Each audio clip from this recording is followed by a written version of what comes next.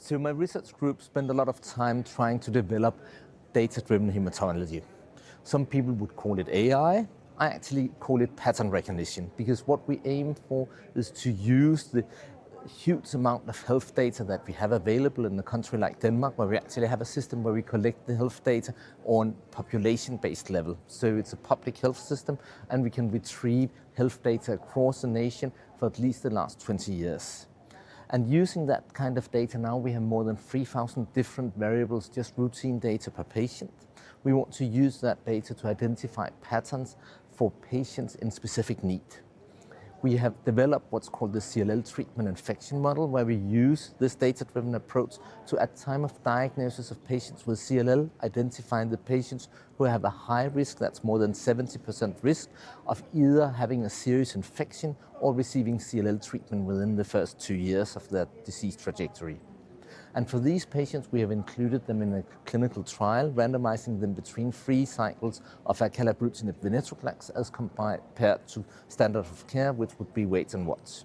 And what we aim for here is not getting rid of the CLL disease, but turning the immune dysfunction or the natural history of infections for patients with CLL into a state of more indolent CLL without the increased risk of infections. So that's one way of using AI or pattern recognition or data-driven hematology. We see, and that was recently at the ASCO Congress, where we see a kind of disappointment in terms of developing these decision support tools, because a lot of people have been working on doing that and been a bit frustrated that you need really to thoroughly test exactly in the same way that you do with new drugs you want to introduce to a patient population. You need to test that your new algorithm or pattern recognition is actually robust, and that you would be able to also, in a different health system, in a different hospital, or maybe in a slightly different patient population, still use your algorithm.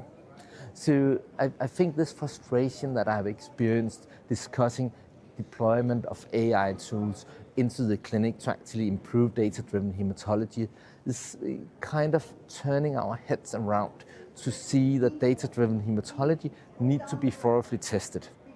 Where this might bring us in the next 5 to 10 years, I believe, is to actually, for a lot of clinical trials, use pattern recognition to identify different patient populations that might need slightly different management. And we need to test that thoroughly, as we do with new medications in clinical trials. And we need maybe also, when we deploy it into clinical practice, and we have done that in an Epic-based health system covering half of Denmark now, where we just automatically provide the prediction from the CLL treatment infection model in the patient context to the treating physician. We need to test these kinds of deployments in the real clinical setting, but in a way where we actually monitor the performance and make it an integrated part where we can see if the prediction keep giving the right prediction and giving the predictive performance that it was actually trained for.